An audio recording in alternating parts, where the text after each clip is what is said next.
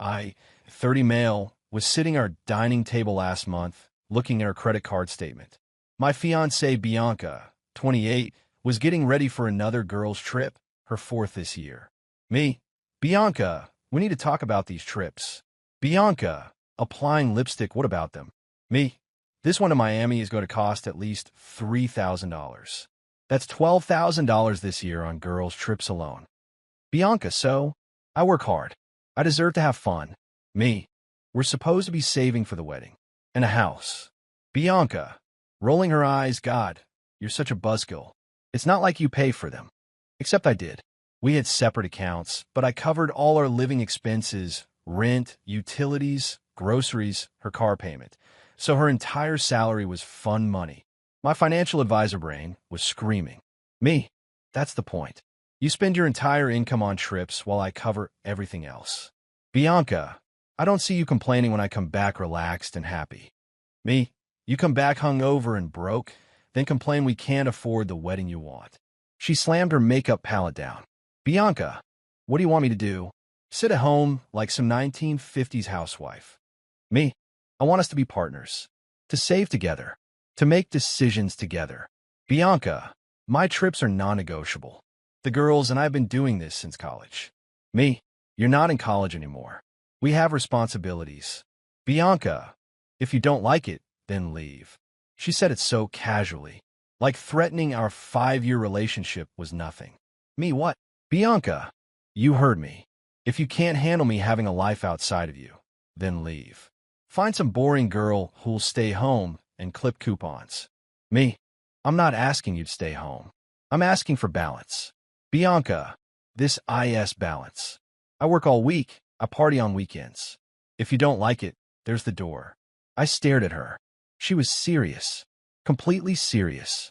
Me, okay. Bianca, laughing, okay what? Me, okay I'll leave. Her mascara wand froze midair. Bianca, stop being dramatic. Me, I'm not. You said if I don't like it, leave. So I'm leaving. Bianca, over a girls' trip? Seriously? Me? Over you telling me to leave rather than discuss our future like adults? Yeah. She laughed again, but it sounded forced. Bianca, fine. Throw your tantrum. I'll be in Miami. We'll talk when I get back and you've cooled off. She grabbed her suitcase and left. Didn't kiss me goodbye. Didn't say she loved me. Just left. I sat there for maybe an hour. Then I called my brother Caleb. Me, hey, you still have that empty room? Caleb, yeah, why? Me, I'm moving out. Can I crash for a bit? Caleb, finally. Sorry bro. Come on over. Started packing immediately. Not everything, just my essentials. Clothes, laptop, important documents. The apartment was in my name only. Bianca had bad credit from her shopping habits, so I'd signed a loan. While packing, I found something interesting in our closet. Receipts from her last girls' trip to Vegas. Bottle service at clubs. VIP sections. And a receipt from a men's clothing store. $500 for a shirt and cufflinks. Who was she buying men's clothes for on a girls' trip? Took photos of everything. Kept packing. By midnight, I was at Caleb's. Turned off my phone and went to bed. Woke up Saturday to 47 missed calls. All from Bianca's friends on the trip. Candace, where are you? Bianca's card got declined, right? I'd removed her authorized user status on my credit cards. She had her own cards, just like using mine for the points. Didn't respond. Blocked them all. Sunday afternoon, got a text for Bianca's number. WTF, Bradley? My card doesn't work. I'm stranded. Me, use your own cards. They're maxed. You know that. Me, then maybe you shouldn't be in Miami. This is financial abuse. Me, this is me leaving, like you suggested. She tried calling. I declined. You can't just abandon me in Miami. Me, I'm not. You abandoned our relationship when you told me to leave instead of compromising. I didn't mean it. Me, yes, you did. Radio silence for a few hours. Then, Perry is lending me money to get home. We're done when I get back. Perry, her gay best friend from college. The one who bought her expensive gifts and always happened to be at these girls' trips. Me, we're already done. And the apartment's in my name, so don't be surprised if your key doesn't work. Did I change the locks? No, that would be illegal. But she didn't know that. Update 1. The return. Monday morning, I took a personal day. Went to the apartment early, before she'd be back from the airport. Packed up all my stuff properly. Everything I'd bought, everything that was mine. Left her things untouched. Her closet of designer clothes that I now realized I'd indirectly paid for. Her makeup empire, her exercise equipment she never used. All there. But I took the TV, the gaming console, the kitchen appliances I'd bought, the coffee maker she needed every morning, the Wi-Fi router, even a shower head I'd installed that she loved. Petty? Maybe. Mine? Definitely. Left a note on the counter. Bianca, as suggested, I've left. Rent is paid through the end of the month. After that, it's your responsibility. Your belongings are untouched. My belongings are gone. Best of luck. Bradley also left something else. Printouts of the credit card statements. 3 years of girls' trips. Highlighted the totals. $47,000 in 3 years. Almost a down payment on a house. Went back to Caleb's and waited. 2 p.m. Where is everything? 2:03 p.m. You took the TV? Are you 12? 2:07 p.m. The Wi-Fi? 2:15 p.m. This is theft. I'm calling the police. 2:45 p.m. The police said you can take your own stuff. This is BS. 3:30 p.m. Bradley, please. Let's talk. 4 p.m. I'm sorry, okay? Didn't respond to any of it. Tuesday, she tried a new approach.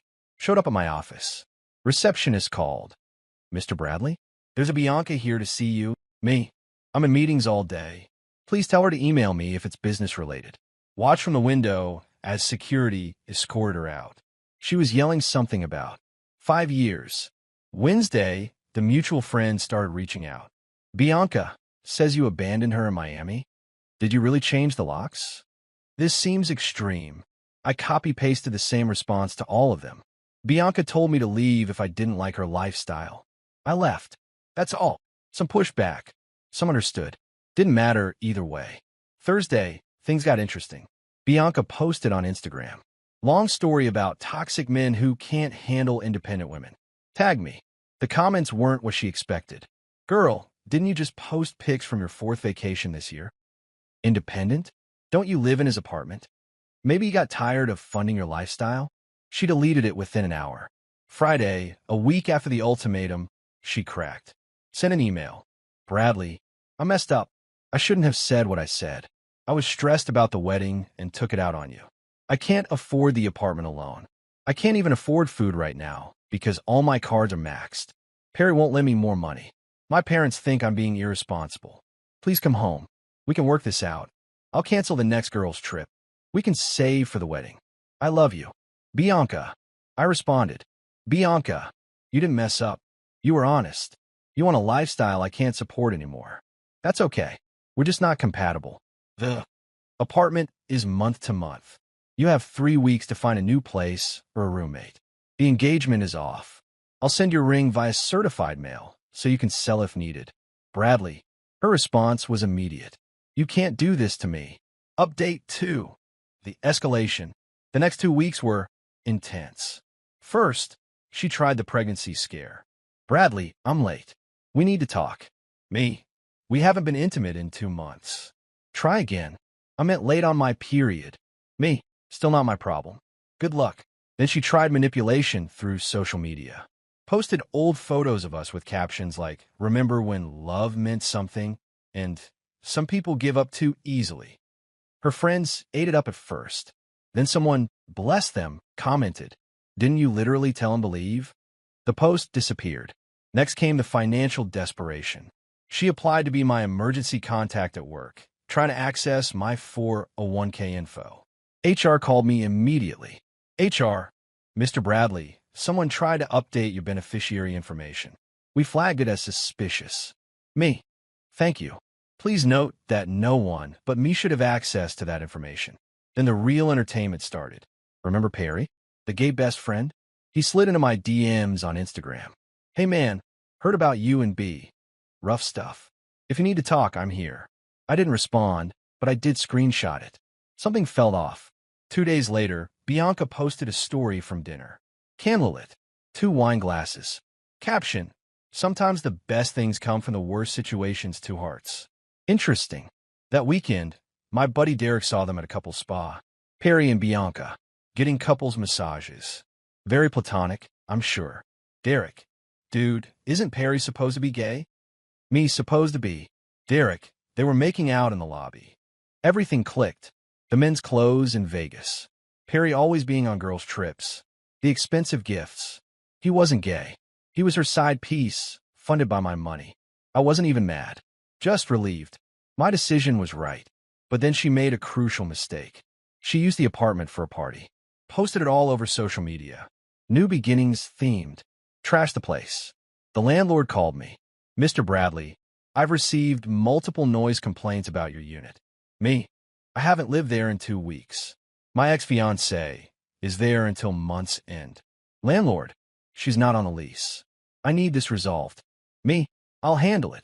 Sent Bianca one text. You have 48 hours to vacate the apartment. You violated the lease terms with your party. This is your formal notice. She exploded. You can't evict me. I have rights. Perry's dad is a lawyer. Me, great. Have him explain tenant rights for non-leaseholders who violate noise ordinances. Monday morning, I met the landlord at the apartment with Caleb as witness. Bianca was gone, but the place was a disaster. Broken wine bottles, stains on the carpet, cigarette burns on the countertop. Landlord, this is extensive damage. Me, send me the bill. I'll pursue her for it. Took photos of everything. The final bill? $3,200 in damages. Final update, the aftermath. It's been 2 months since I left. Here's where everyone ended up. Me, I'm good. Better than good. Living with Caleb temporarily, but looking at buying a small condo. Without Bianca's spending, I can actually afford it. Started dating a woman from my cycling group. She insists on splitting dates. It's refreshing. Work's been great. Without the stress of Bianca's drama, I've been killing it. Got assigned to lead a major project. Bianca, for what I hear through mutual friends, it's been rough. Perry turned out to be married. His wife found out about Bianca when she posted from their spa day. He ghosted Bianca immediately.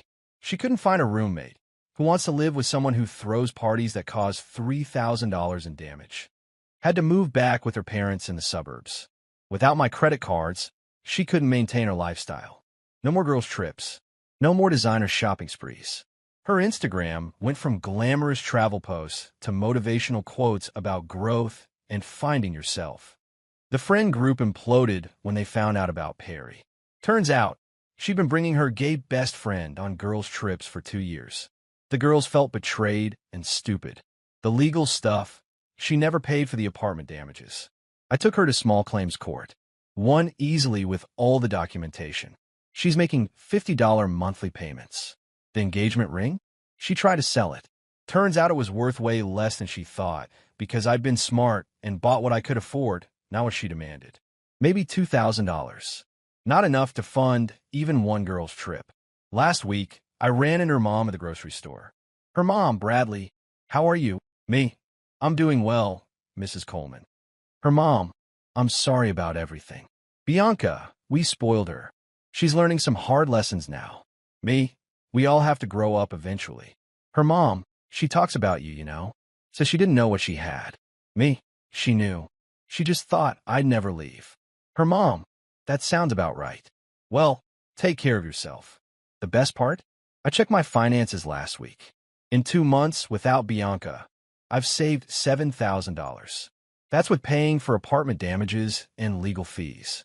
Turns out I wasn't just funding her trips, I was funding her entire lifestyle.